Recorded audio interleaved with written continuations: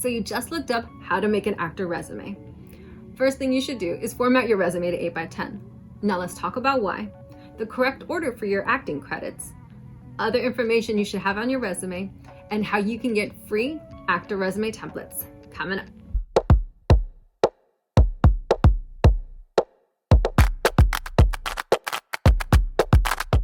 Welcome back, Nerd Hatters. It's always great to have you here.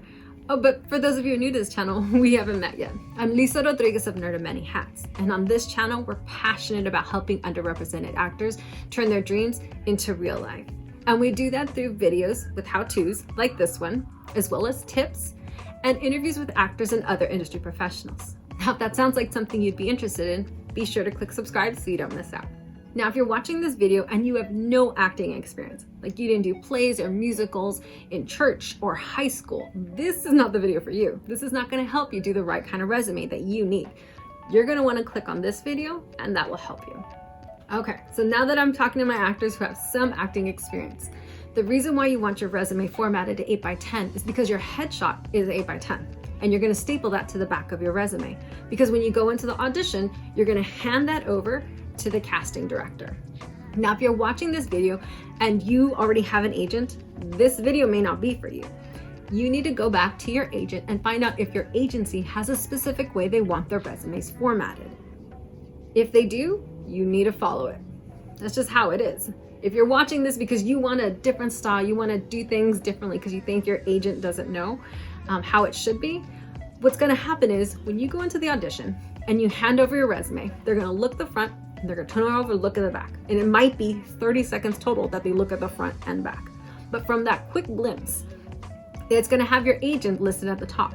That casting director is most likely familiar with your agent and the agency. And if they notice that you have ABC agent on your resume as your representative, but your resume does not match what that agency typically sends out for their actors or expects of their actors, what's going to happen is the casting director is going to think either A, you're lying and you're not really represented by this agent, or B, you are difficult to work with and they may not want to take the chance with you. Because if you do work with this agent, they've already told you this is how we want it formatted and you're choosing to go a different route. So if you have an agent, go back and follow up with them and see if there's a specific format that they want. Now, I've prepared an infographic here for you to give you the main points of what you need on your resume. The first thing you want to have is your name. Now, underneath it, since you've already have some acting experience, you'll put here whether you're union or SAG eligible. If you are not SAG eligible, if you're not part of the union, don't have anything here. Don't put non-union. Doesn't need to be stated. Next is contact info. So if you have an agent, write their name as well as their phone number. If you have a manager, your manager's name as well as their phone number.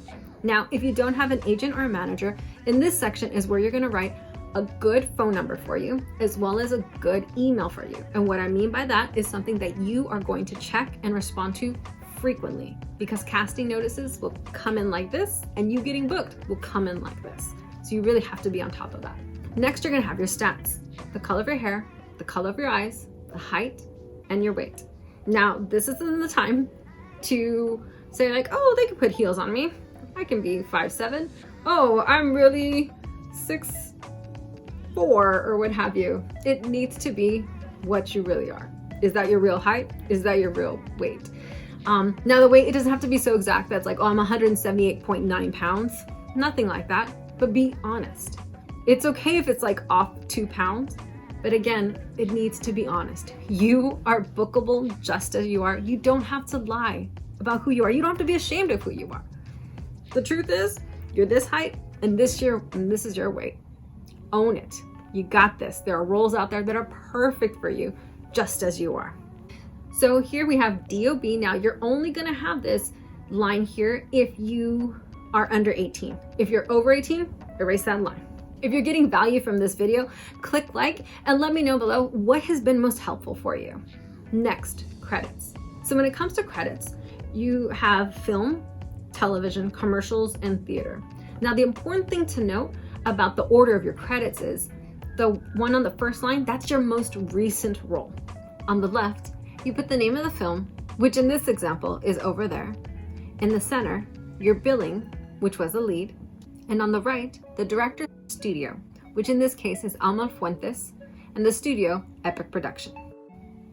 And before you went over there, you were in the movie Night Before. You were supporting, and Tanisha Harris was the director with Harris Studios as the studio. For television, on the left, you list the name of the show, in the middle, your billing, and on the right, the director's network. Now here in commercials, you can write conflicts available upon request or no current conflicts. For theater, the title of the production goes on the left, your character name in the middle, and the theater on the right. Typically, you don't list the director for theater unless it is a very well-renowned person. Then you would add it. And in that case, it would look like this. The next thing you want to have on here is training. So first you're going to list the name of the teacher, the place where you took it, and the type of class that you took. And just like your acting credits, place your training in the order you studied with them. Next, we have skills. Now here's where you're going to list things like other languages. Now for those of you who speak Spanish, I want to encourage you to work on having a Spanish neutral accent. Now what I mean by that is when you speak, they can't tell if you're from Chile or you're from Mexico. That's going to help give you more versatility and more opportunities. Now, oftentimes when they're looking for Mexican Spanish, what they really mean is they're looking for those of the accent that's typically spoken in DF or Mexico City. So look at the various regions. So maybe you speak Colombian Spanish. Look at when Colombian Spanish is typically spoken, what on TV shows, in movies, what region is typically the accent that they're going with. And it is noticeable. I will say that when I watched the movie Logan, I absolutely love the movie, but I absolutely hated it because of what it did to characters that I love, or how it showed characters I love. But the little girl who played Logan's daughter, as soon as I heard her speak, I'm like, she is not Mexican. This little girl was not born and raised in Mexico. Like, to me, she sounds like she's Argentinian. Now, it turns out she's actually from Spain, and Argentina has a lot of still the Spanish influence in their Spanish, but I could tell right away, she is not from Mexico. This little girl is not Mexican. Now, also with the languages, you want to make sure that you're honest. If you're fluent, put fluent. If it's just conversational, put conversational. If it's beginner, put beginner. Don't add in there. If ASL, all you can do is A and L, don't put that you're fluent. Don't even put beginner with that. Again, you're enough as you are. You don't need to lie. Also, this place where if you speak accents and you can convincingly speak the accent in an entire conversation, this is where you're going to place it. If you played any sports in high school, if you sing, you would place the range here.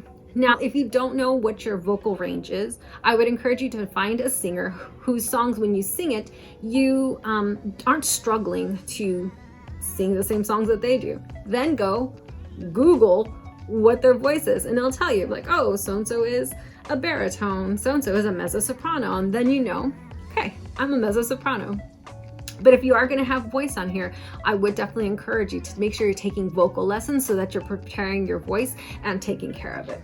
So down here in additional information, you're going to put some interesting facts or maybe even awards that you've won. So you can put in things like, oh, I have standing experience. I'm an avid lover and player of Nintendo series, The Legend of Zelda. I was second team all-league in football for CIF. You put that down here. Are there some things that you'd like to add to your resume that I've left out? Let me know below.